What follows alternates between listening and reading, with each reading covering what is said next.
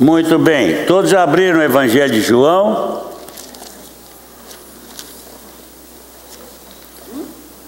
Evangelho de João, capítulo 1. Hoje nosso estudo é sobre a visão panorâmica de João.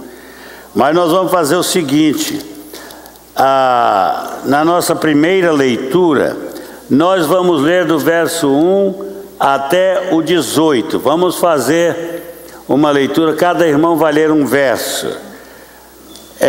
João capítulo 1, vamos começar do verso 1, para trabalhar nessa questão da visão panorâmica de João.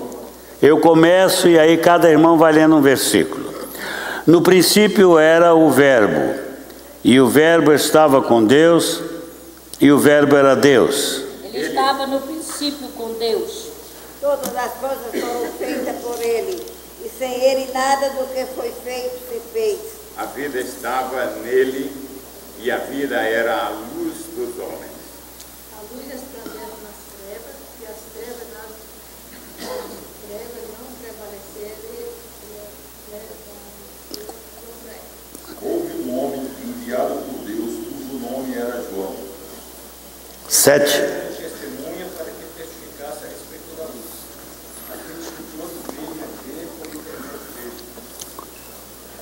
Não era ele a luz, para que testemunhasse da luz. A saber, a verdadeira luz que vinha ao mundo, iluminava a todo homem. Estava ele no mundo, e o mundo foi feito por intermédio dele. O mundo não conheceu. 11.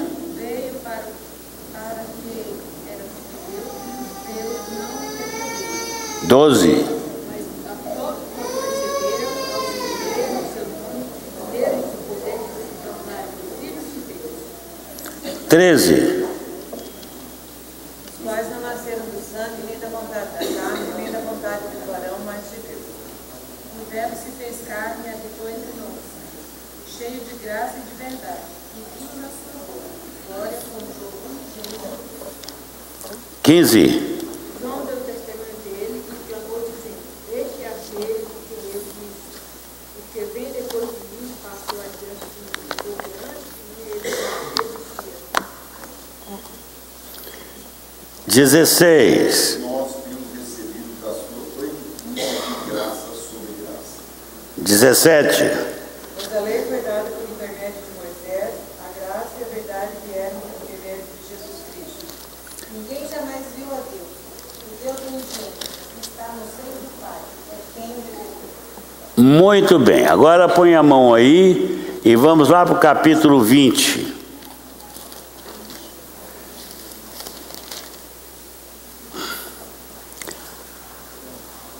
Alguém leia os versos 30 e 31.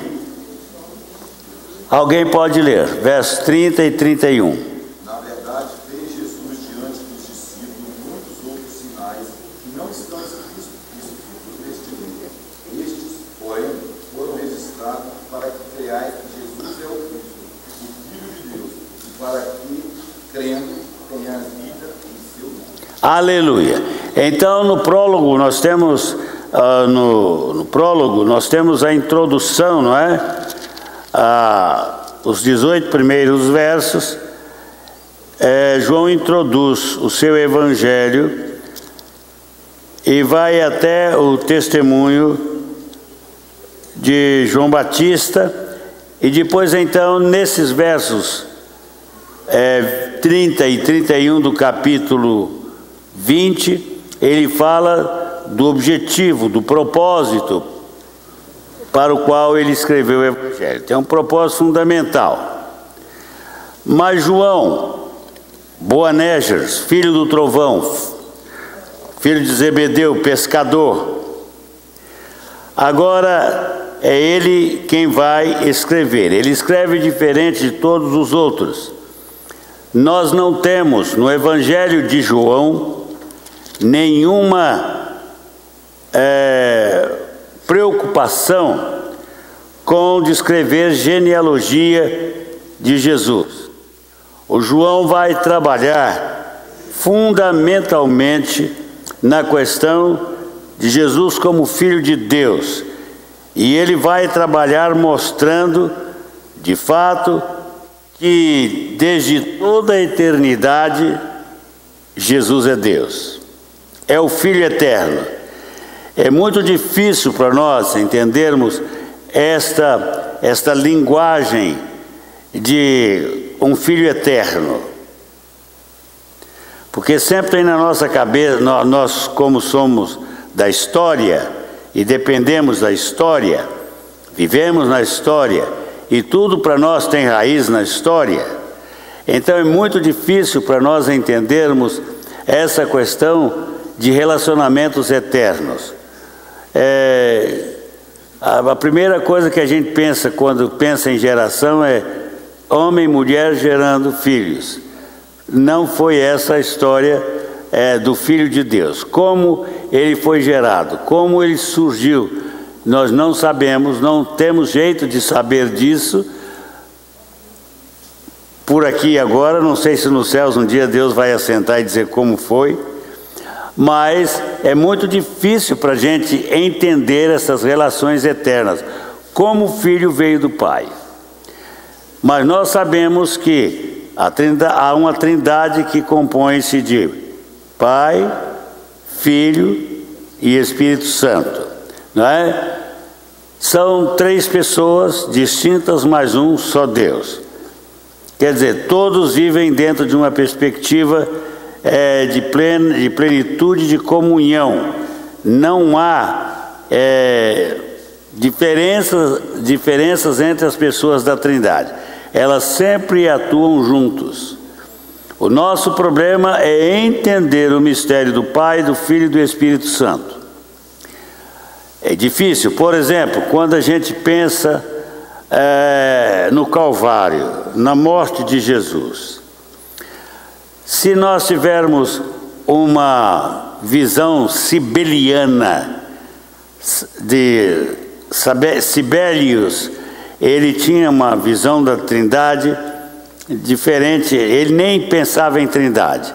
Ele pensava que o Pai ora era Pai, ele mesmo ora era Filho e ele mesmo ora era Espírito Santo. Mas quando há um momento que isso não supre o nosso raciocínio. Por quê? Vamos pegar, por exemplo, no batismo de João. O que nós temos no batismo de João? Quando João batiza Jesus, que Jesus sai da água, o que acontece? Que ele levanta. Aí vem o Espírito Santo em forma de corpórea de pomba. E aí tem o Pai falando. E a voz diz: este é o meu Filho amado, em quem minha alma compraz. Então nós temos o quê? Nós temos a manifestação objetiva de três. A voz que fala, que é o meu Filho, o Espírito que desce e Jesus que recebe. Então nós vemos ali três pessoas. Não é, se fosse o Pai e o Filho, não haveria voz. Não é? Então a Trindade é uma realidade. Tem gente que tem dificuldade de pensar no Espírito Santo como Deus, como pessoa. Mas ele é pessoa. Por quê? Por que, Bimbato, que você sabe que o Espírito Santo é uma pessoa?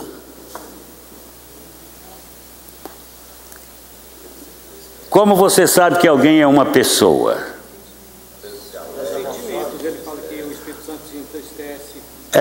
Ela se expressa como pessoa. Ela pensa, ela fala, ela sente, ela age, ela reage, ela dirige, ela ensina. E o Espírito Santo tem todos esses atributos. Nós vemos o Espírito Santo ensinando, nós vemos o Espírito Santo reagindo. O Espírito Santo pode, você, por exemplo, a sua caminhoneta fica triste, fala com você, você me bateu comigo. Se você bate a caminhoneta, o seu carrão, o seu carro lá, ele reclama. Por quê? Ele não sente, ele não tem. Se você racha uma cadeira dessa, ela nem está aí. O Rui bate o carro dele, ele nem está aí. Ele não sente dor, por quê? Porque não é pessoa. Mas quando nós trabalhamos com pessoas, nós sempre temos um problema, é que a pessoa age e reage. Então, esse é o nosso problema, por isso é necessário 3 pessoas na Trindade. Ah, mas o Espírito é o Espírito de Deus, mas é pessoa. Ele age, Ele é que ensina, Ele é que nos instrui, Ele é que nos consola. Ele sente. Paulo diz, não entristeçais o Espírito Santo. Por quê? Hein, Vilmarina, que você não pode entristecer o Espírito Santo. Não entristeçais o Espírito Santo, no qual fostes o quê? Selado para o dia da redenção. Então, quando Deus salva alguém, quando há salvação de alguém, o que acontece? Naquele alguém é imprimido o selo de Deus. E esse selo se chama como? Espírito Santo. Selou. Quando Deus salva você, Ele põe um selo e destina você ao céu. Aleluia. E vocês nem estão alegres, né? Era para pular no banco, Maria Luísa.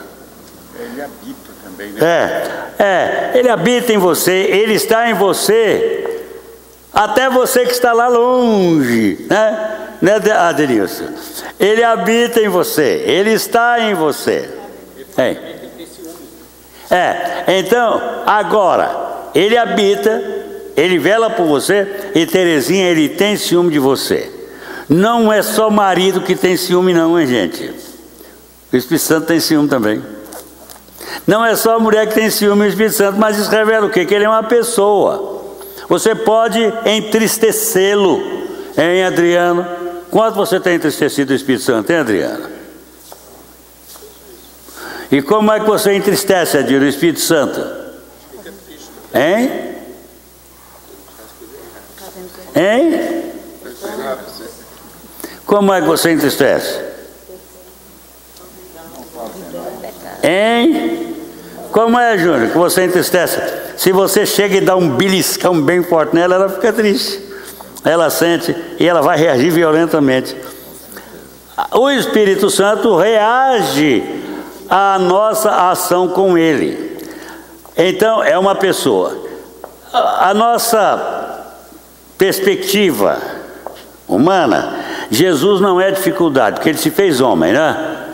Pedro diz, olha, Ele é real, porque nós falamos com Ele, nós o tocamos, nós comemos com Ele, nós o abraçamos, Ele falou conosco, nós falamos com Ele.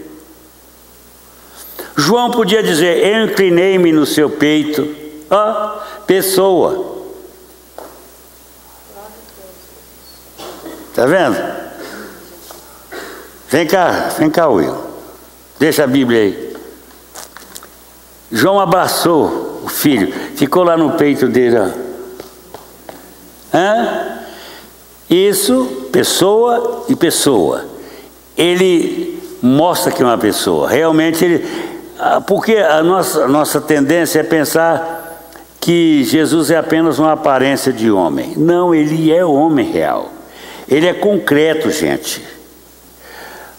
Quando ele morreu e ressuscitou, o que aconteceu, Ezequias? O Tomé duvidou, não duvidou? Aí ele chegou lá entre os apóstolos, cuidado, hein? Porque a gente pode passar vergonha. Ele chegou lá, os apóstolos reunidos, e disse, Pai seja convosco, tudo amém. Vem cá, Tomé, olha aqui. Olha aqui, toca, põe a mão. Olha o lado, onde eu levei a lançada. Sou real, Tomé. Real. Quando ele comeu peixe, ele comeu com os discípulos, não comeu? Ele perguntou para ele, tens alguma coisa que comer? Aí, peixe assado, ele comeu. Que tal? Quando ele comia, você via a comida descer transparente. Não, ele tinha o quê? Corpo, gente. A ressurreição de Jesus não foi espiritual, não, foi corpo. Corpo glorioso. É aquele corpo que nós vamos ter. Eu não vou ser essa figura que está envelhecendo, está criando rugas. Sujeito à morte. Sujeito à morte e à doença. Obrigado, Will. Não, ele é real. O João diz, olha, irmãos, vejam vocês como isso é importante. Vamos lá só na primeira epístola de João para ver uma coisinha lá. Pega, é João mesmo. 1 João, capítulo 1. Peguem lá para vocês verem uma coisa.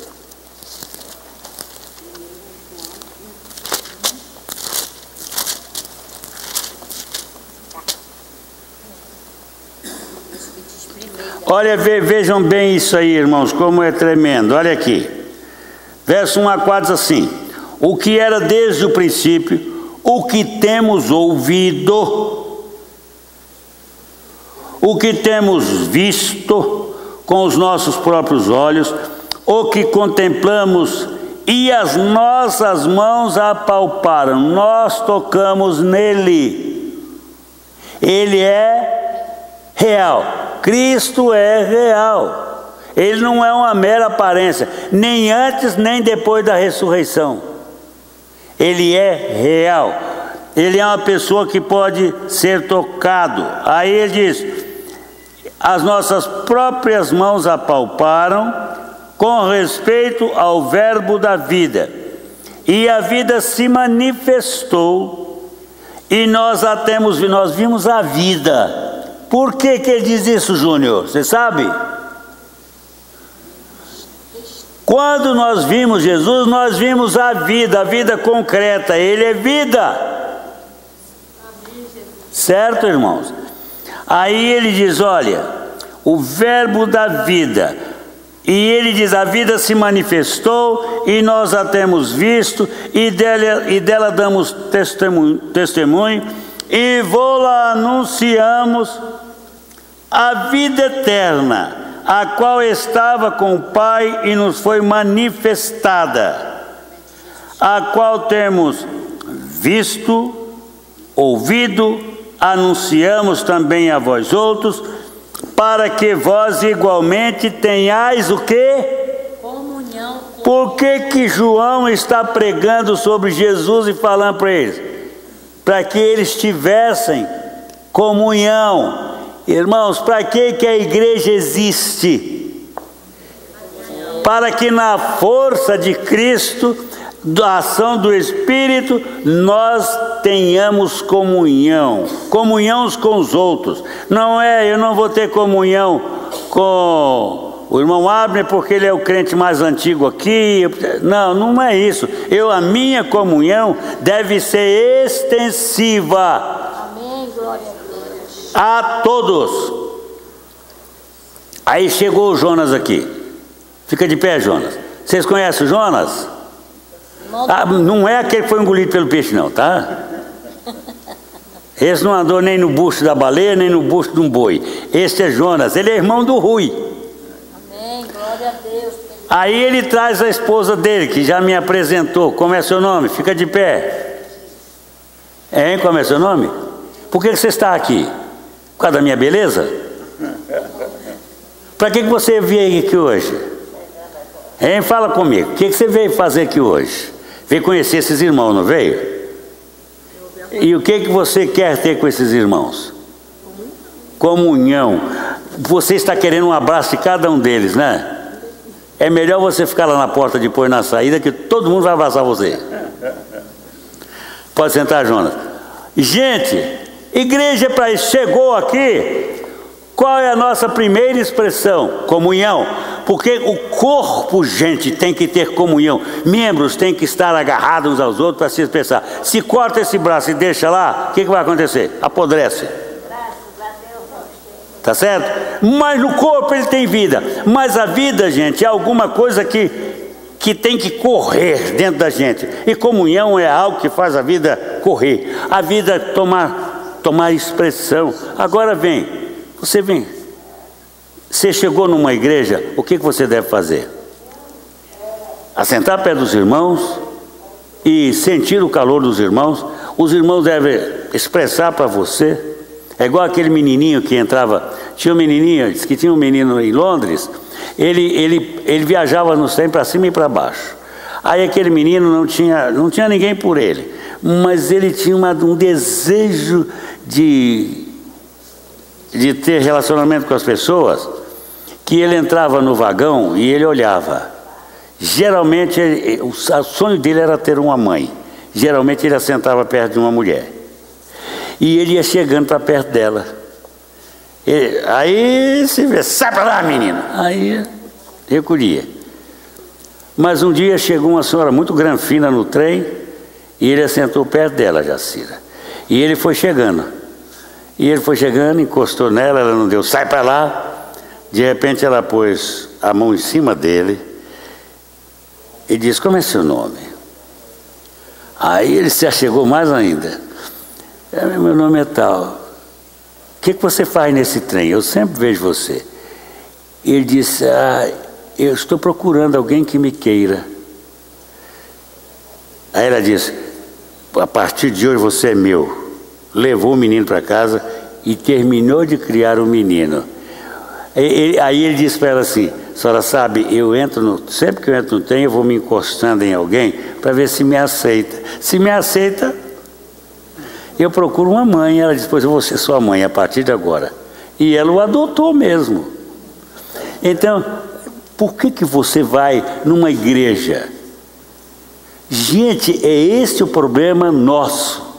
É isso que desapareceu. E está desaparecendo. Olha, igreja que você nela é exclusivista e quer ser o centro, não prospera. Igreja para prosperar tem que ser, por isso que estamos no evangelista João, estou comentando o texto de João. Por isso que João quer muito trabalhar conosco nessa questão de comunhão. E ele é autor da epístola também. Depois vocês vão estudar. Mas hoje, o Verbo se fez carne para que nós víssemos a sua expressão. Ninguém jamais viu a Deus, mas quem é que fez Deus conhecido? Objetivamente na história, Jesus. Quem me vê a mim, vê o Pai. Agora para lá, será que o Pai parece com Jesus? Será que Jesus parece com o Pai? Deve ter alguma aparência. Mas é nisso que está a coisa? Não. Para vocês saberem que o Pai é como eu. Bondade, misericórdia, amor, compassividade. É tudo isso. Agora, por isso o Verbo se fez carne. Então nós temos o Pai, temos o Filho e temos o Espírito. 3 pessoas distintas, um só Deus.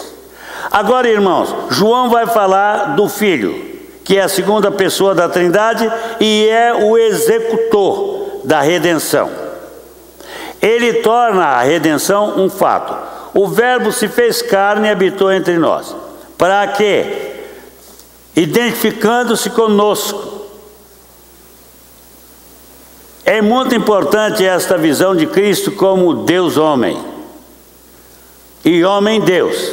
Ele é tanto Deus, ele é Deus como se nunca fora homem e homem como se nunca fora Deus.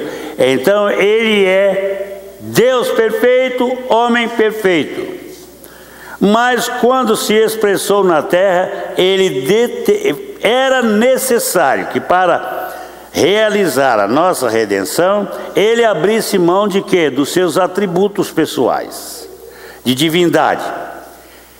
Agora ele vem como Filho de Deus na carne. E ele, para fazer isso, ele teve que abrir mão de todos os seus atributos. Atenção. Ele não abriu mão de ser Deus, mas abriu mão de todas as prerrogativas, de todos os poderes da divindade. Aí vocês vão entender uma coisa. O Espírito Santo veio para agir nele com poder. Mas ele era homem. Mas nele o Espírito veio em plenitude, sem limites. Isso quer dizer, ele não tem o Espírito Santo sob medida, não há medida. Ele tem a medida completa e perfeita. E tudo que ele realizou aqui, porque ele abriu mão dos seus atributos, ele realizou no poder e obra do Espírito Santo. Quando o Espírito Santo começou a trabalhar nele, você sabe, dona Elaine, quando ele começou a trabalhar em Jesus? Quando? A partir? Não, ele começou muito antes. Sabe por quê? Porque foi o Espírito Santo que pegou o óvulo e colocou lá no útero de Maria. Fecundado? Fecundado. Então, ele nasceu pelo poder e obra do Espírito Santo. Ele deixou de ser onipotente, onipresente, mas onisciente não, porque ele sabia que ele era Deus, não sabia? Saber quem era ele sabia. Todos os atributos ele abriu mão, Silvana. E onipresente, por ser homem, ele... Atenção, o que acontece é o seguinte, é que de fato, por ser Deus, ele diz que ele sabia quem eram os fariseus. Ele sabia, mas ele sabia porque ele afinal, conhecia os pensamentos. Ele conhecia os pensamentos e ele era o homem perfeito. Aquilo que um homem perfeito podia ter, ele tinha, certo? Por quê? Gente, o homem foi criado inocente e perfeito em toda a sua potencialidade para realizar o propósito de Deus. Mas para que ele se firmasse como ser livre, ele precisaria de quê? De escolher.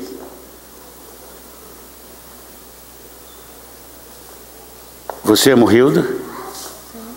Hilda ama você? Acredito que sim. O que você acha se você tivesse que viver adulando o Hilda para amar você? Fazendo peripécias, platando bananeira na ponta de alfinete? Hein? Já tinha desistido. Se você tivesse quase que pagar, você o amor não ia longe. Agora, deixa eu dizer, amor só tem sentido quando ele é livre. Hein? Um dia a dona Neuza chegou para mim e disse assim, eu amo você. Eu digo, aleluia. Achei alguém tão tremendo que me amou. Me amar era coisa mais difícil, que eu não valia nada, mas ela me amou. Isso é que valoriza o amor. É uma escolha que eu faço. Não adianta forçar a barra. Eu quero que a Luzia me ame. Não, a Luzia me ama de graça, né, Luzia? Você me ama, Luzia? Mais do que todos esses? Então, gente, amor tem que ser livre. E Deus quer um relacionamento como conosco. Ele quer irmã? Quer, mas a senhora tem que dar todo o seu amor para ele livremente, sem ele forçar a barra. Deus não vem, não brinca com a gente, não adula, nada disso. Ele quer amor livre. Amém. E aí, quando nós expressamos na nossa pequenez o seu amor, ele vai completar esse amor. Ele nos dá o Espírito Santo. Viu, Marina? Você sabe uma das primeiras ações do Espírito Santo na nossa vida? É derramar amor no nosso coração. Diz que o amor é derramado em nossos corações pelo Espírito Santo que nos é dado. Por isso que Jesus pode dizer, ame o seu irmão e ame o seu inimigo.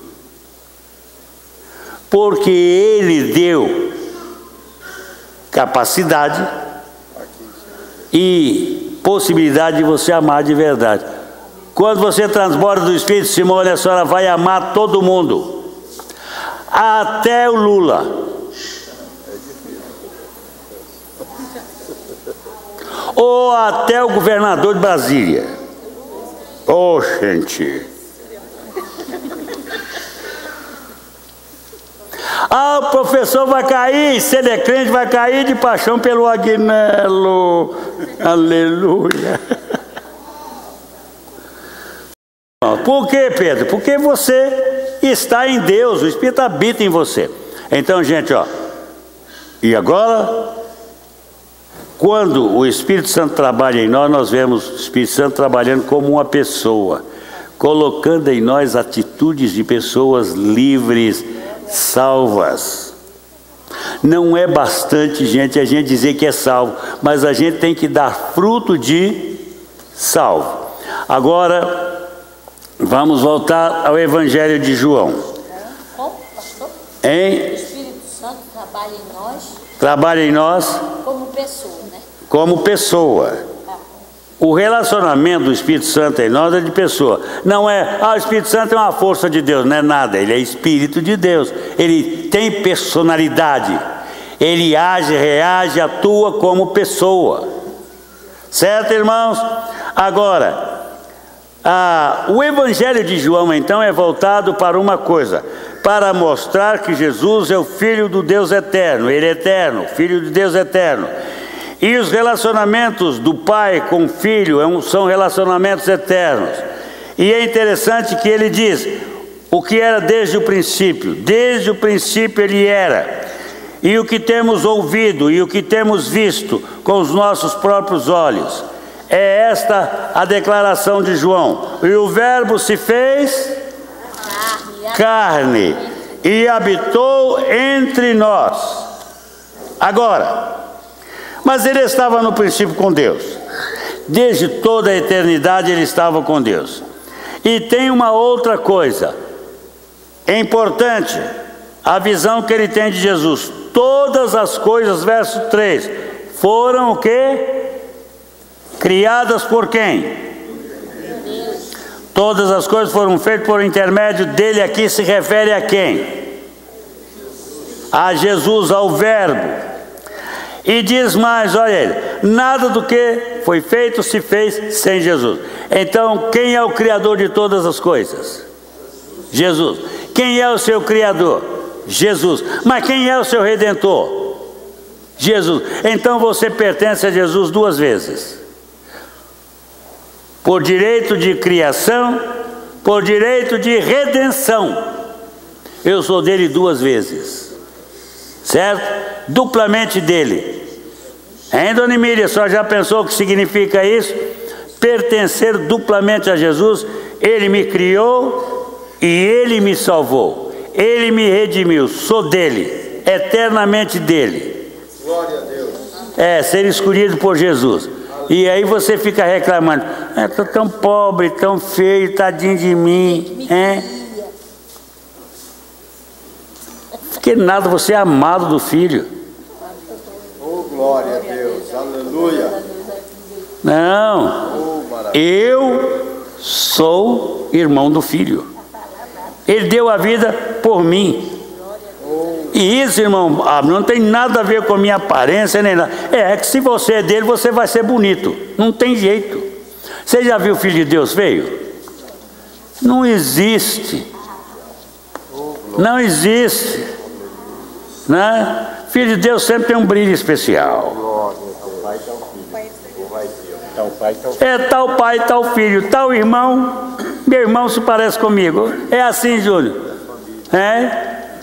Pode respirar, erguer o pescoço e andar firme. Sou irmão de Jesus. É igual a menininha lá, russa. Menina russa ia de manhã com a sacolinha dela na mão, bem cedo. Era o dia da ressurreição e eles levam a sério isso. Então, o guarda veio, o guarda lá da KGB veio e... onde você vai? Ela disse, eu vou ao sepultamento do meu irmão mais velho. Tá, pode passar. Ela ia comemorar a morte de Cristo e logo depois a ressurreição. E ela foi lá toda imponente, toda fantasiada, adorar a Jesus no dia da ressurreição. Gente, isto é encarnação.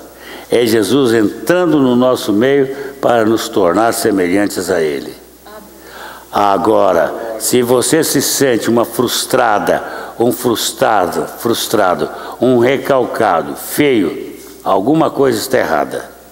A sua comunhão está errada. A sua vida não está no trilho certo. Sabe, gente, a bênção de Deus na minha vida eu tenho meus dilemas, mas uma coisa, não dura. Eu não tenho crise que dura, nada dura. Porque essa consciência de que eu pertenço a Cristo, que tem o caráter dele, a visão dele, isso muda a vida da gente. É isso aí. E João trabalha para mostrar, irmãos, que ele é, de fato, aquele que veio para responder e solucionar cada uma das nossas situações. E ele afirma mais, olha aí, a vida, verso 4, a vida estava onde? Nele. E o que? A vida era o quê? A luz dos homens. A vida estava nele e a vida era a luz dos homens. Por ele nós fomos iluminados. Ele lançou luz sobre as nossas trevas. Ele nos arranca das trevas para a sua maravilhosa luz. Ele quer que nós entremos nesse processo de sermos iluminados. Todo o propósito de Deus é tornar-nos luz no mundo através de Cristo. Certo? Agora diz, a luz tem que resplandecer nas trevas. Queridos irmãos, nós não podemos deixar as trevas nos sufocar. Nós temos que expressar vida nas trevas. Crente tem que brilhar nas trevas. Quanto mais tenebroso, mais a luz sobressai. E aí nós temos que aprender a viver no mundo como luz em Cristo Jesus. Agora aí ele vai falar, houve um homem enviado de Deus. Ele já está lançando a figura de quem? De João, o Batista. O João já está trabalhando na figura do João Batista. Ele diz, houve um homem enviado por Deus cujo nome era João. Este veio como testemunho para que testificasse da luz, a fim de todos virem a crer por intermédio dele. Ele não era a luz. João não era a luz. Ele não era como Jesus, ele não é Deus, ele era o precursor, ele falava da luz, eu falo da luz, mas eu sou luz do mundo. Está vendo? Por que agora? Porque nós estamos no Filho. João ainda não estava no Filho, ele estava anunciando o Filho, ele anunciava a luz, mas o crente é diferente, o crente já tem a luz. Quem tem luz aí? Quem é luz do mundo aí? Deixa eu ver. Ô Pedro, é luz ou não é, Pedro? Ah, está brilhando, Pedro. É isso aí. Você é luz? É isso aí que eu sou. Eu tenho que brilhar. E aí é que nós vamos entender o que significa esta palavra do Evangelho. Assim brilha a vossa luz diante dos homens. Para quê? Para que vejam as vossas boas obras e façam o quê? Glorifique o Pai que está nos céus. Somos chamados para viver, refletir esta luz, para que o Pai seja conhecido no mundo. Muito bem. Agora diz lá, o verbo estava no mundo e o mundo foi feito por intermédio dele, mas o mundo não o conheceu. O mundo jaz no maligno. Quando ele entrou na história, o mundo jazia no maligno. Certo? Agora, ele veio para quem?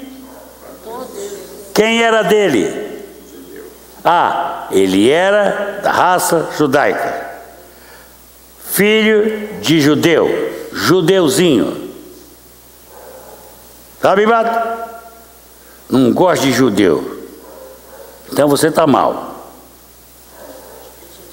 Você tem que amar judeu, porque Jesus é judeu.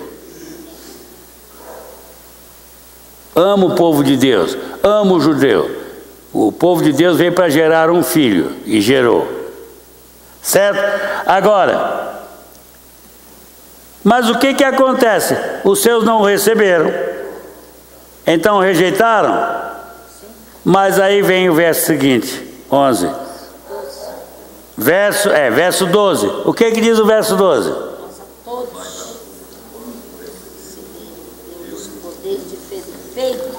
Atenção.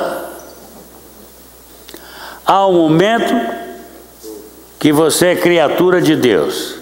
E todos, como criaturas, estão o quê? Perdidos, separados de Deus.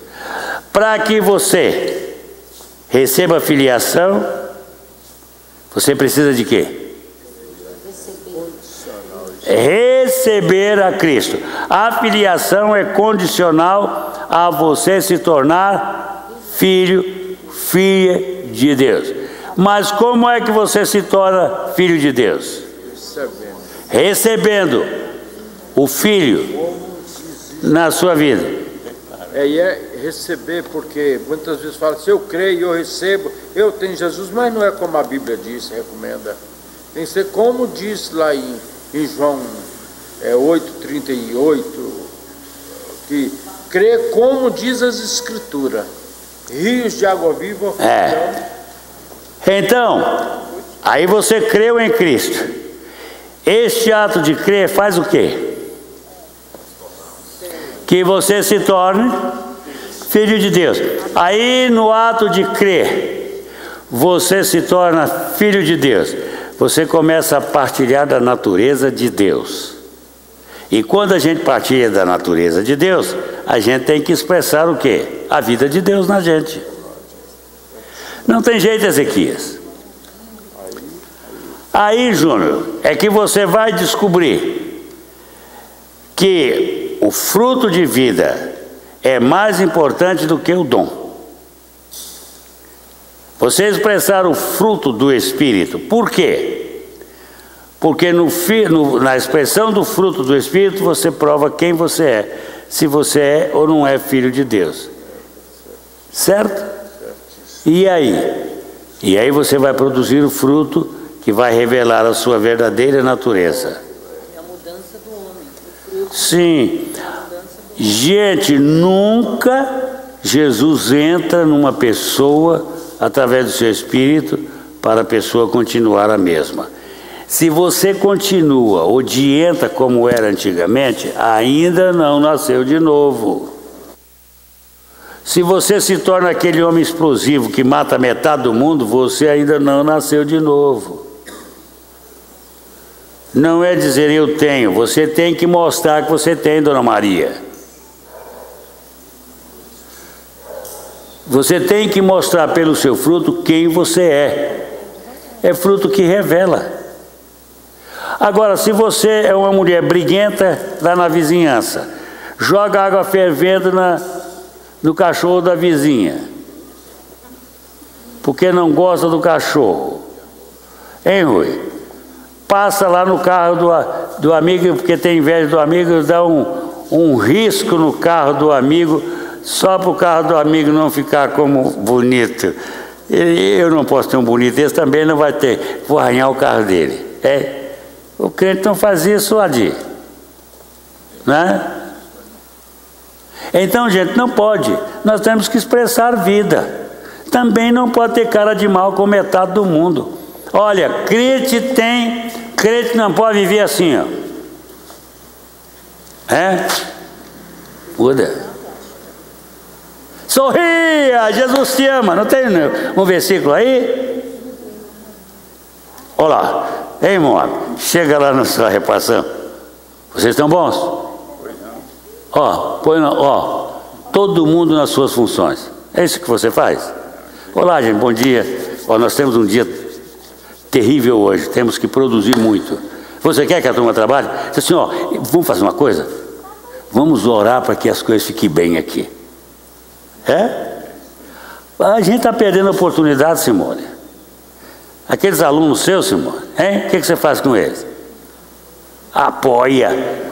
O crente nasceu para apoiar. Eu sou apoiador, irmã Edith. Gente, somos assim, temos que ser. O mundo precisa conhecer que há nele gente especial. Diga assim: Jesus me chamou a mim para eu ser especial. Mas você é especial?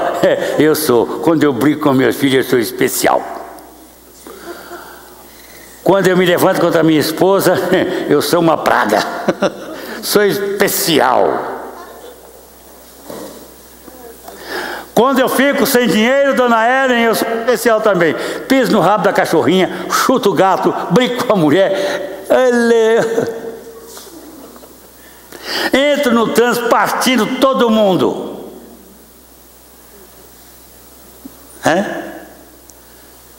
Grito lá no volante: sai da frente, velha! Outro dia um gritou para mim: velho, anda mais depressa. Eu digo: ô novo, anda devagar, porque você está demais.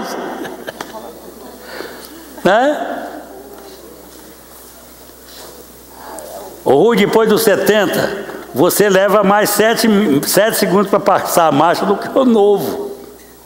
Está vendo? Por isso que o velho vai mais lento. Muito bem.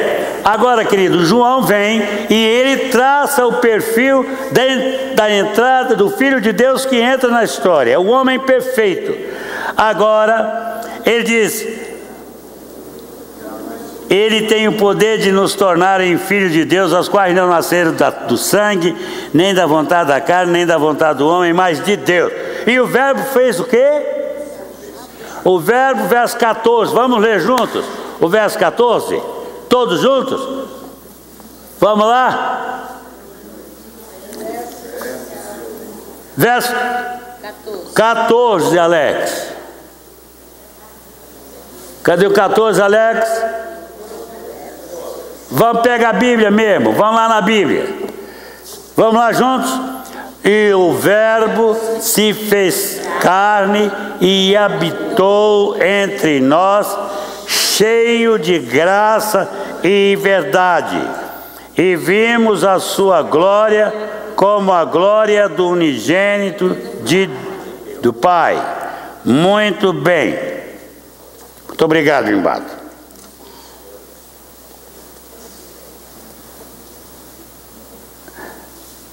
Através do verbo, nós vimos a entrada da graça e da verdade, e manifestou também o Filho a glória, como glória do unigênito do Pai.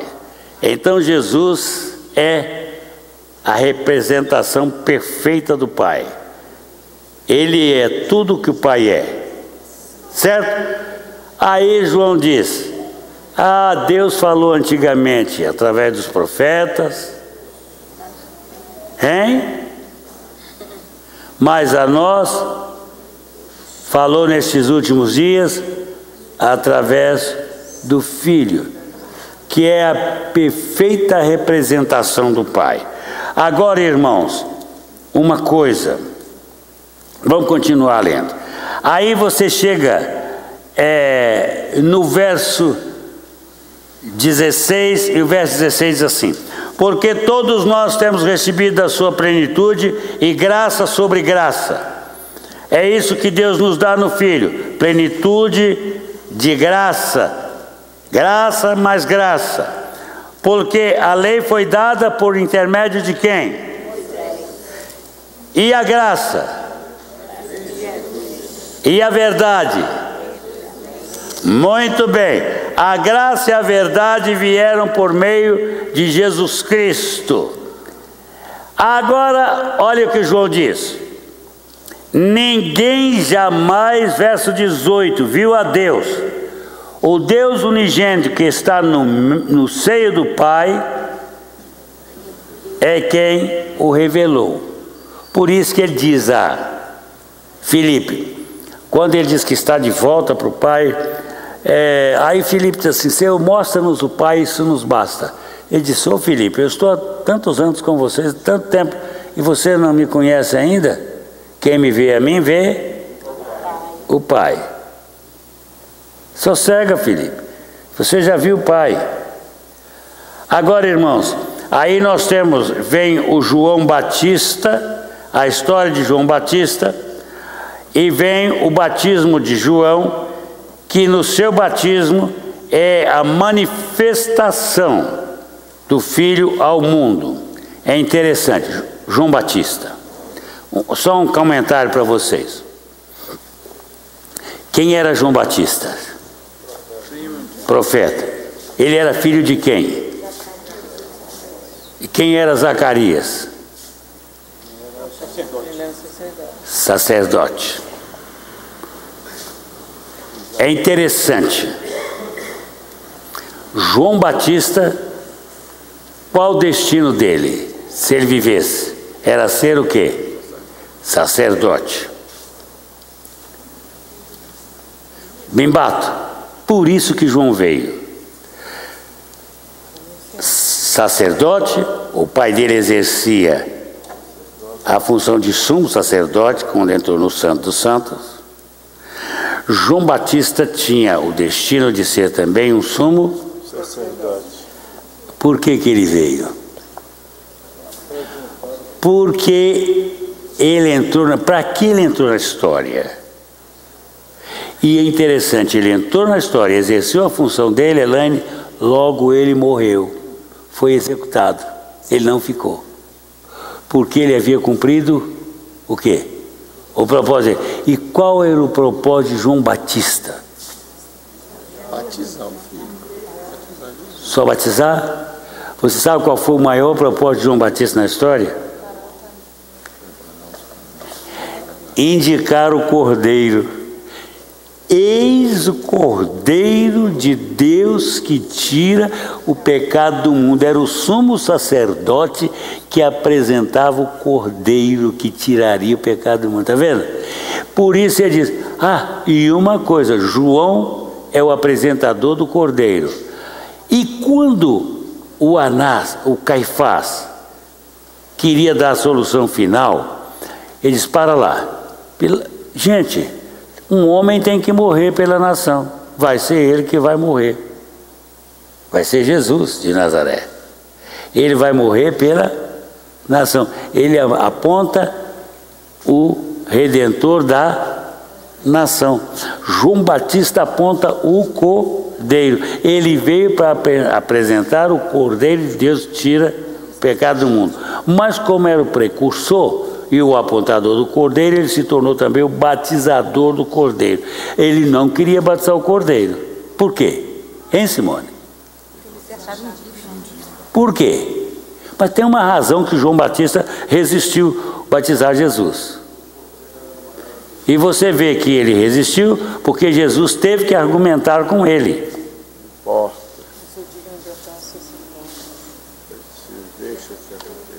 Por que ele não queria batizar João Batista?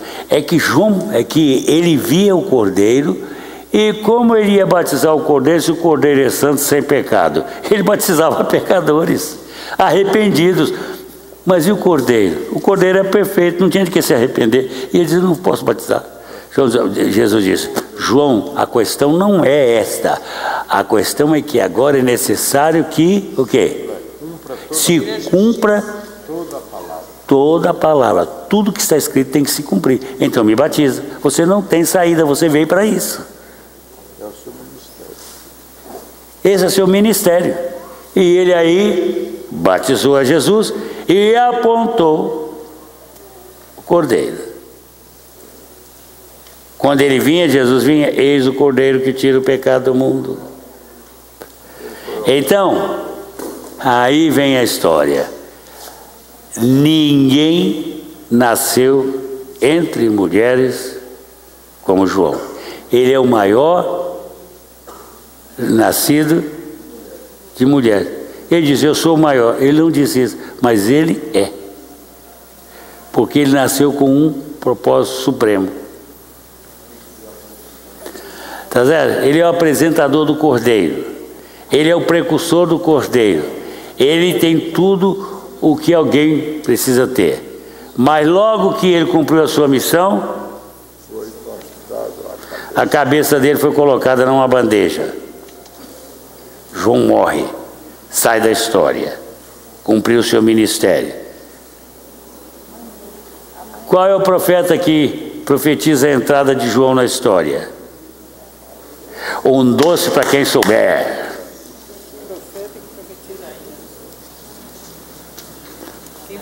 Malaquias, que diz que vinha o espírito de Elias. Aí Jesus disse: este é o Elias que viria. João é Elias. Nasce no Espírito, tem um ministério semelhante ao de Elias, trazer Israel de volta para Deus. Essa é a função dele. Então, irmãos, o João então apresenta o João Batista. Agora ele vai apresentar, começar a falar do chamamento dos discípulos. Quais foram os discípulos chamados primeiro? Hein?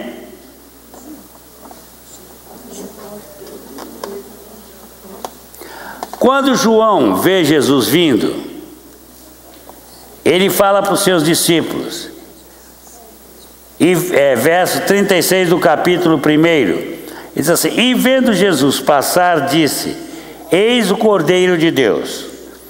Os dois discípulos, ouvindo-o dizer isto, seguiram a Jesus. Jesus, voltando-se e vendo que o seguiam, disse-lhes: que buscais? Disseram-lhe: Rabi, que quer dizer mestre, onde assistes? Respondeu-lhes: vinde e vede. Foram, pois, e viram onde Jesus estava morando, e ficaram com ele aquele dia, sendo mais ou menos a hora 10ª. Era André, irmão de Simão Pedro, um dos dois que tinham ouvido o testemunho de João e seguido Jesus. E achou ele primeiro o seu irmão Simão. Então André conheceu Jesus primeiro que Simão. Ele falou a Simão de Jesus, disse a Simão que eles tinham achado o Messias, que quer dizer o Cristo, e o levou a Jesus. Olhando Jesus para o Simão, disse: tu és Simão, o filho de João, tu serás chamado Cefas, que quer dizer Pedro. Aí Jesus muda o nome de Simão para Pedro, que é pedra, pedrinha, né? No dia imediato resolveu Jesus partir para a Galileia, e encontrou Filipe, a quem disse: segue-me. Ora, Filipe era de Betsaida, cidade de André e de Pedro, e encontrou a Natanael e disse-lhe: achamos aquele de quem Moisés escreveu na lei, e a quem se referiram os profetas, Jesus Nazareno, filho de José. Perguntou-lhe Natanael: de Nazaré pode vir alguma coisa boa? Respondeu-lhe Filipe: bem, vem ver, vê com seus próprios olhos, não vou argumentar com você, não. Você vai ver quem é o homem. E aí Jesus viu a Natanael se aproximar-se e disse a seu respeito: eis um verdadeiro israelita em quem não há dolo. O que é dolo, gente? Erro, engano. Nele não há nem erro, nem engano. Perguntou-lhe Natanael: de onde me conheces? Respondeu-lhe Jesus: antes de Filipe te chamar, eu te vi, quando estavas debaixo da Aibimbata. Ele viu. Ele revelou um laivozinho de quê? Qual atributo? Eu estava lá, em presença, e eu te conheci, onisciência. Mas isso é pequenas coisas, ele não pode manifestar tudo não, porque ele está limitado agora pela carne. E então aí, irmãos, o Natanael revela que ele é o mestre, o filho de Deus, e tu és o rei de Israel. Então, aí João está contando uma história na qual ele se baseia para mostrar que Jesus é o rei de Israel, o filho de Deus, e ele é o mestre. Então ele mostra que Jesus é de fato divino. Aí nós temos o primeiro sinal. João, ele tem os seus sinais, os seus milagres como sinal. E em cada milagre que ele fala, que ele apresenta um aspecto da divindade de Cristo. Muito bem. Aqui ele fala de uma das qualidades de Cristo. Estão nas bodas de Caná, da Galileia. Estava acontecendo o que em Caná? Casamento. Jesus gostava de uma festa. Lá está ele no primeiro casamento do seu ministério.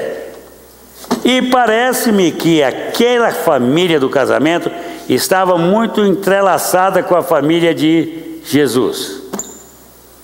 Maria tinha acesso àquela família. E quando está lá no casamento muito bem, Maria chega para Jesus e diz que para ele o quê? O vinho havia acabado. Puxa vida, nos evangelizados dizendo que não se bebe vinho, né?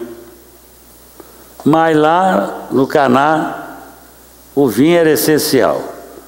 O vinho era símbolo de quê? Alegria. O Espírito Santo é símbolo de quê? Alegria. O vinho simboliza Jesus, Espírito Santo. Então, casa sem vinho, casamento sem vinho, é o que, hein? É tristeza. Porque vinho traz alegria. Turma bebe um traguinho, fica todo mundo alegre. Eita. Mas era costume naquele tempo. Sabe o que eles faziam, Júnior? O melhor vinho era bebido primeiro. Porque depois que a turma já estava bem tocadinho, olá irmão, como é que você está? Todo mundo alegrinho lá, sambando à toa, boiando, né? Flutuando de alegria. Aí vinha, Jonas, o vinho ruim. Porque bêbado, todo vinho é bom para bêbado. Ele já não tem paladar mais, já tornou muitas, né? Hein? Agora o vinho acabou. Maria ficou muito preocupada. Será que Maria entornava um vinhozinho? Não, ela estava preocupada, não é porque ela bebia, não diz isso. Mas ela experimentava, né? Ela estava preocupada porque faltou o vinho que era o símbolo da alegria na festa. Porque festa sem vinho não tem sentido. Por favor, não vai fazer o seu aniversário regado a vinho, não. Os tempos mudaram. Mas então, irmãos, o meu professor de Velho Testamento estava ensinando um dia lá e surgiu um negócio de vinho. Aí levantou um aluno muito desses. Disse, professor Rodney Valfardes, Rodney, aquele vinho que Jesus multiplicou era vinho mesmo? Ele disse, não era vinho não era Roinos. Eu digo, pastor, perdão, você não vai falar que não era Roinos, porque é vinho, é Roinos mesmo. Roinos é vinho em grego, né? Não, pastor, você quer dizer que aquilo era refresco? Não, era vinho mesmo. E era um vinho tão bom que quando o mestre Sala, aquele que liderava a festa, bebeu do vinho e disse, puxa vida, você deu o pior vinho e agora solta o melhor vinho. Este vinho é especialíssimo. O noivo nem sabia que tinha vinho, mas Jesus tinha multiplicado água, H2O, em Roinos, vinho e do bom. Agora você deu o melhor vinho da festa, rapaz.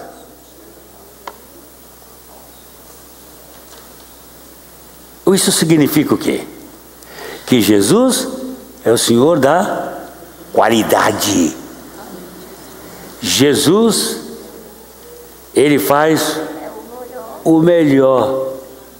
A vida com Jesus, a festa com Jesus sempre termina bem, em alegria, e termina bem, satisfatoriamente.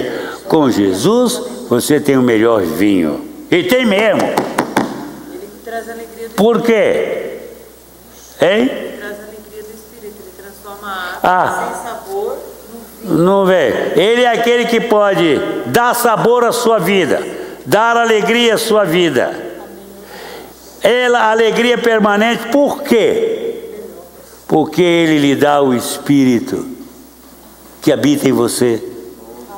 E a sua alegria pode ser permanente. Só não é, gente. Nossa alegria só não é permanente porque nós temos uma mania de parar nas nossas depressões. Tudo nos deprime. Ah, estou deprimido.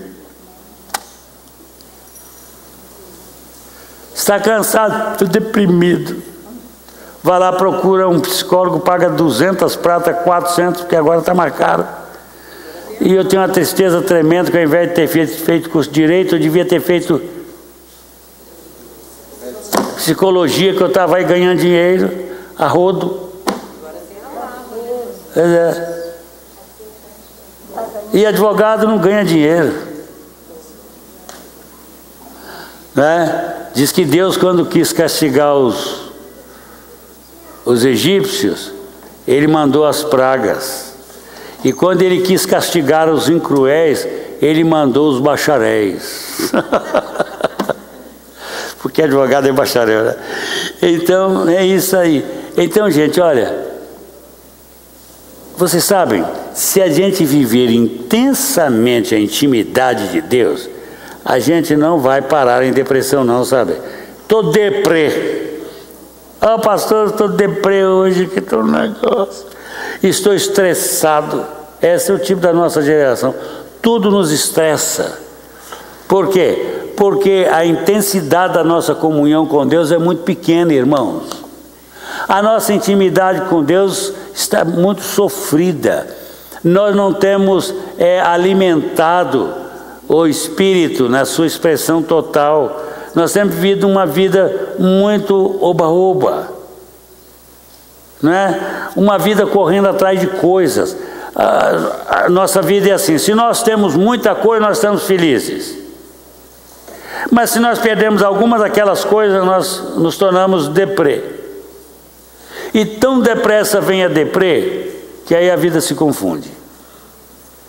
Então, nós precisamos aprender a viver plenitude de vida em Cristo. Gente, hoje pode ser um dia não muito bom, posso ter alguns probleminhas, mas isso é passageiro. E há uma coisa que você tem que saber: Jesus veio para lhe dar vitória sobre todos os percalços da vida.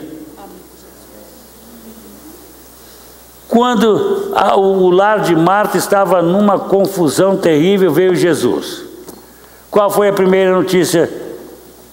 Qual foi a primeira palavra de Marta a Jesus? Foi uma palavra de censura, hein, gente? E ela censurou Jesus por quê?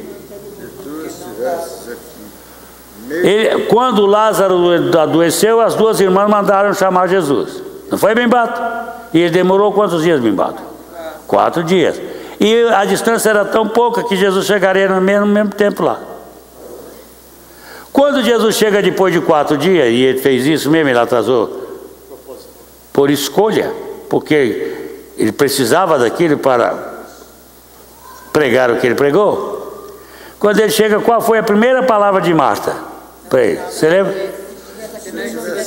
Se tu estiveras aqui, meu irmão não teria morrido. Mas o Senhor não deu bola para o nosso chamamento, e ele morreu.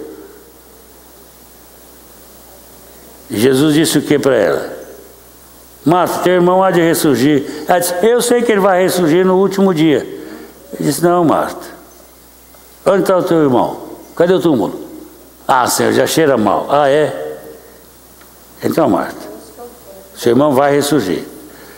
E se tu creres, verás a glória de Deus.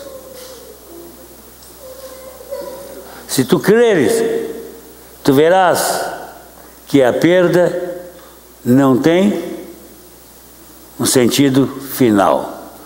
Você, por uma perda, não é um perdedor.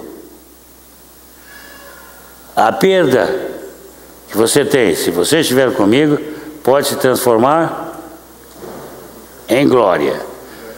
Perdas pode ter uma função de fator glorificador.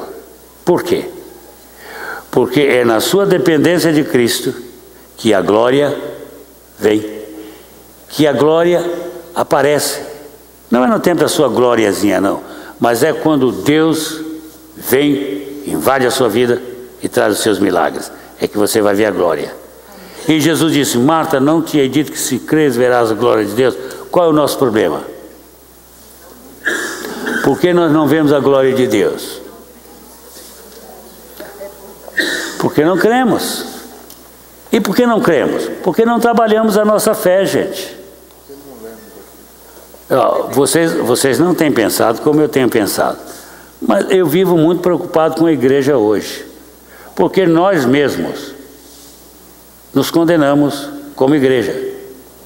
Por quê? Há uma igreja verdadeira, todos os sinais e milagres de Deus. Essa é a igreja. Por que não tem? Aí, Simone, nós colocamos em jogo a igreja. Essa então não é a igreja verdadeira.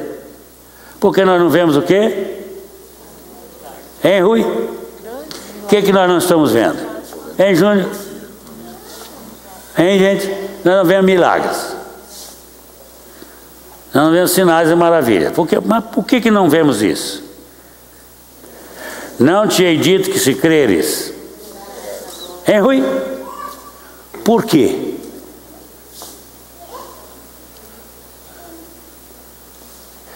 Por que isso? Porque não cremos, Clemilton. Será, Clemilton, que se você crer, seus negócios vão florescer todo o tempo? Não é assim, gente.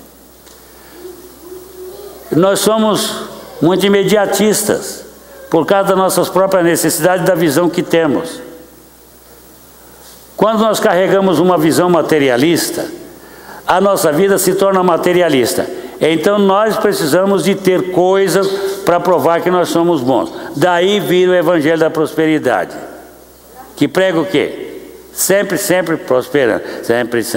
Sempre prosperando no Senhor. Não é assim. Jesus não disse, Jesus disse uma coisa que nós não internalizamos muito não. No mundo vós passareis por aflições. Nós vamos ter aflições normais de todo mortal. Mas só que que as aflições em nós não precisam durar. Elas podem passar rapidamente. Eu vou perguntar uma coisa a você, Simona. Você já teve dias muito difíceis, não já, Simona? Hein, Bimbato? Quando você fez esse tratamento sério. Eu já tive dia difícil. Dia difícil? Quando eu cheguei lá no médico, ele disse, você está com câncer. De 1 a 10 o seu câncer. Você está com 7. Até o médico sofreu. Eu digo, mas por que você está sofrendo? Ele disse para ele, eu tenho um Deus, Fransberg, que cura câncer. 1, 2, 3, 4, 5, 6, 7, 8, 9. Então, para ele câncer 10 é mesmo que câncer 1. Um dia eu vou orar por um homem. O homem estava doente, estava com o pé na cova já. Aí saiu um crente lá, tinha visitado, e ele me encontrou na porta, Terezinha. Aí ele disse: ah, pastor Vilas, o senhor conhece esse homem? Eu conheço. Ele é seu amigo? Não. Eu digo: eu fui chamado aqui para orar. O senhor sabe o que ele tem? Eu digo: não. Ele: não fala nada não. Mas o senhor precisa saber, pastor. Esse homem está com câncer terminal. Eu disse: qual o problema? Gripe ou câncer terminal? Para Deus, qual que é pior, Rui?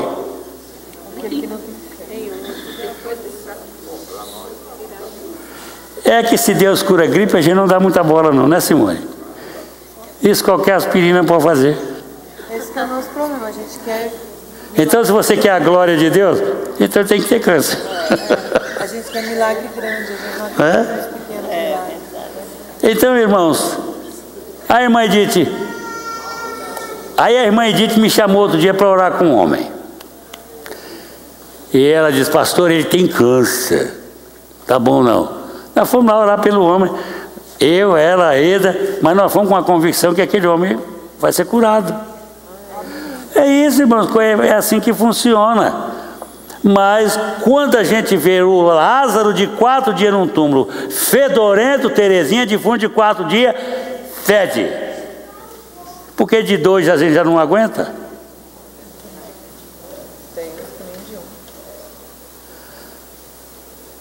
Depois de Jesus, eu sou filho de um crente, de um morto que ressuscitou depois de fedorento. Já fedia mesmo.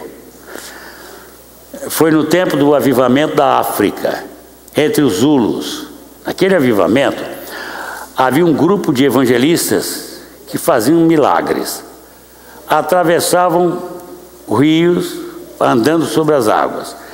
Eles foram, por exemplo... celebrar ceia, não tinha vinho, tinha um refresco. Não, tinha água. Eles oraram, transformaram água em vinho, pela oração. E eles chegaram numa casa, era a casa de um odontólogo na África, e naquela noite, a esposa do odontólogo teve um ataque cardíaco e morreu. E um deles, Vimbato, recebeu uma palavra de Deus: ore pela mulher que ela vai ressuscitar. E ele pegou e chamou o grupo e disse: ó, o Senhor me revelou que se nós orarmos ela vai ressuscitar. E aí o líder diz assim: mas e se não ressuscitar? De cara ele: pois todo mundo em xeque. Não, pode ser um escândalo, nós vamos orar. Ó, se você ora e o morto não ressuscita, qual o problema? O problema não é seu. Você pediu a Deus, Deus não quis. Aleluia, irmão. O Senhor não quis. Mas aí não oraram. Enterraram a mulher. Quando enterraram a mulher, eles ficaram com um sentimento de culpa. Veio o sentimento de culpa por quê? Nós fomos incrédulos. Pois é. E aí disse o mensageiro, que tinha ouvido a mensagem de Deus: eu não fui incrédulo, vocês não quiseram. E eu não sou o líder. Eu não ia me pular dentro do caixão com a mulher e tirá-la de lá. Nós todos deveríamos nos unir. Aí eles fizeram um voto. Eles fizeram um voto de que nunca mais eles deixariam de orar pela ressurreição de ninguém. Muito bem. Começaram a fazer o trabalho mais longe na África, receberam um recado: voltem logo, porque a irmã que vocês visitaram, ela morreu.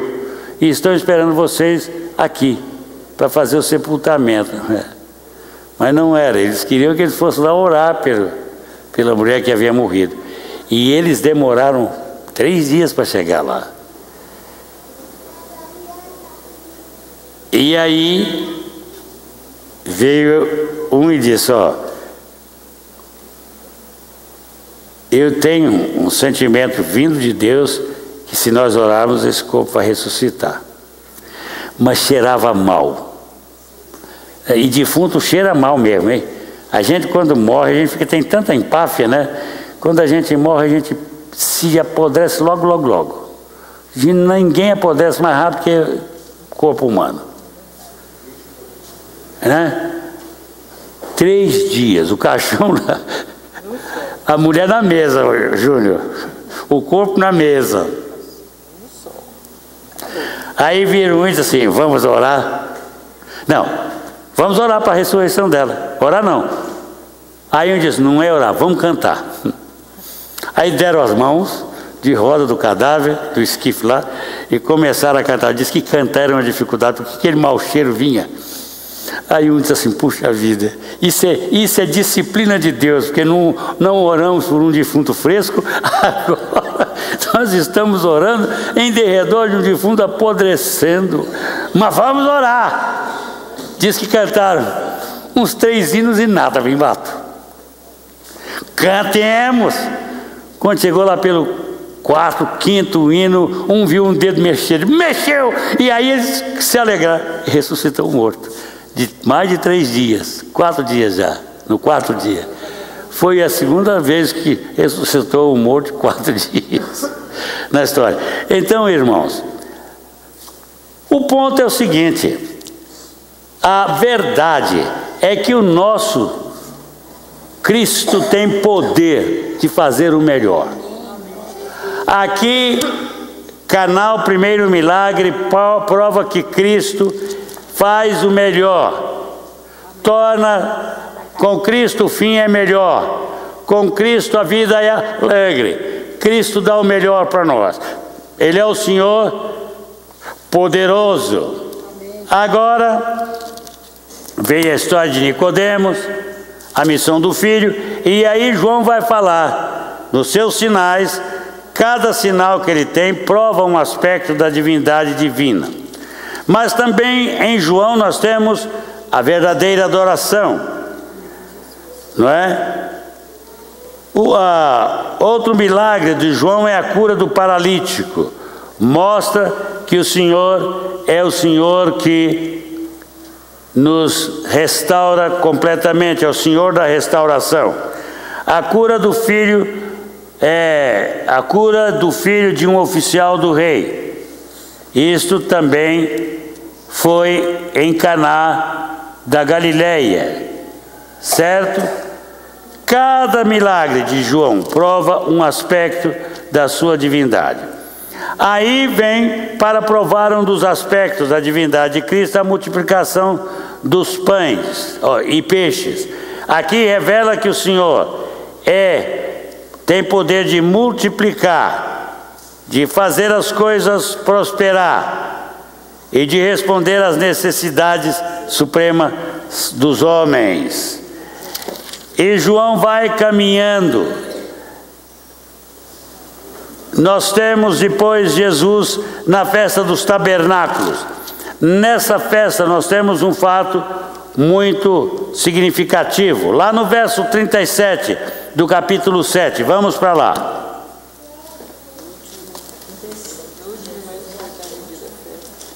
Muito bem, vamos ler um pouquinho só desse texto aí, de 37 até o verso 39. Alguém leia para mim.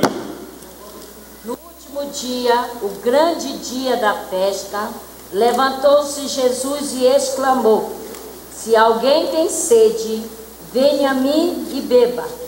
Quem crê em mim, como diz as Escrituras, do seu interior fluirão rios de água viva.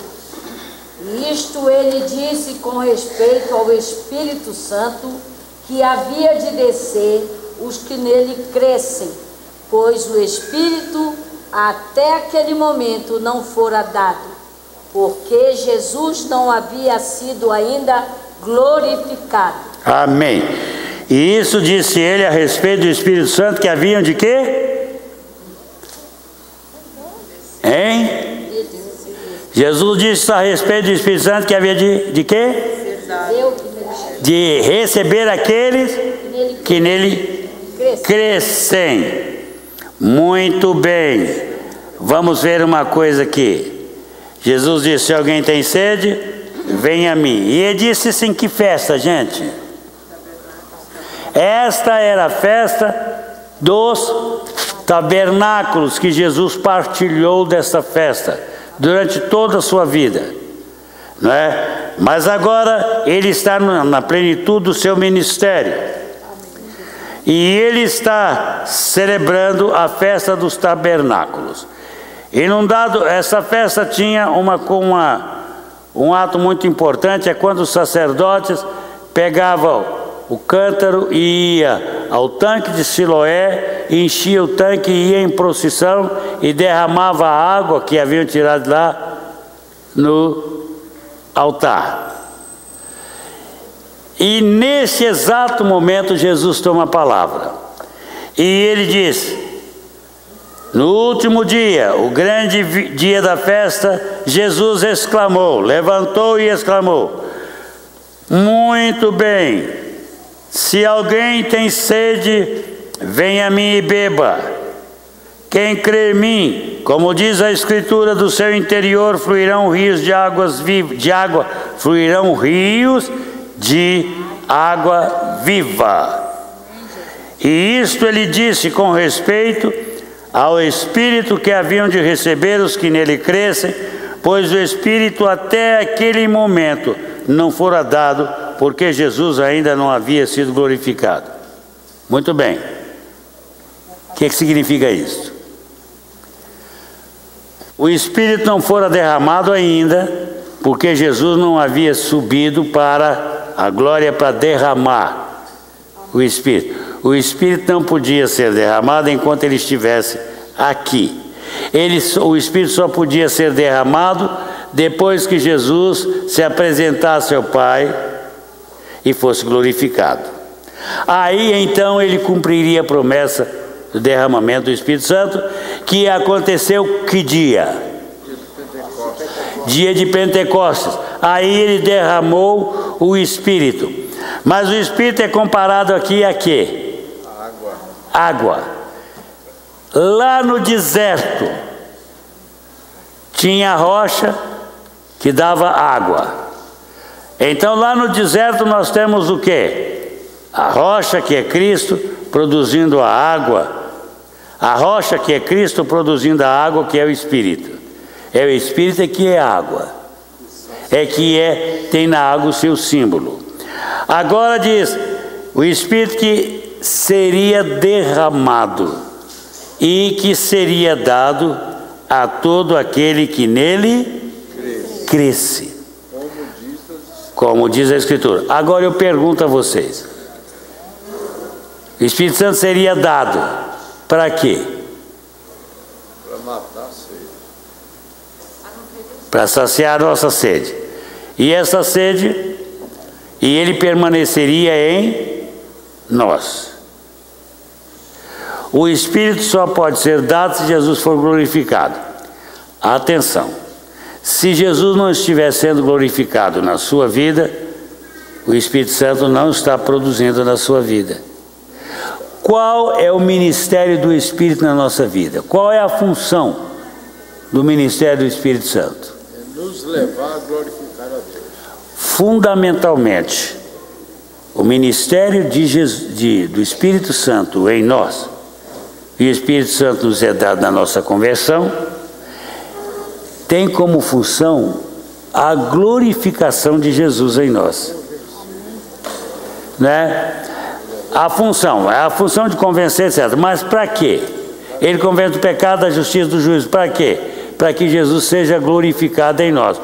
Todo o ministério de Jesus, meus irmãos, é para a glorificação do Espírito Santo em nós. Mas o meu tempo venceu, né, pastora? Então...